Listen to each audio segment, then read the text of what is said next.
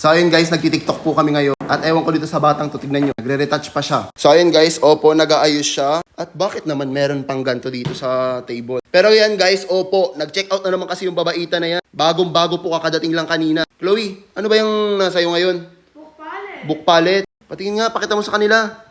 Ano mga laman yan? Mga makeup malamang. Oo nga pala, malamang makeup pala yun. So ayun guys, opo, meron daw i-explain si Chloe. Ano ba yun? Kasi di ba pag pupunta ka library, kunyari, diary mo yon ganun. Ano yun, ito? Oo. Ay, mukha kasi guys siyang, actually book, ano tawag ito? Book palette. O, tapos, Kunyari, di ba pupunta ka library. Tapos kunyari, diary mo to. Tapos pagpasok mo doon, makeup ka na. ayan, makeup pala siya, hindi siya diary guys. Wait, papakita ko sa inyo. I mean, pakita mo na lang pala sa kanila, ikaw magpakita, dali.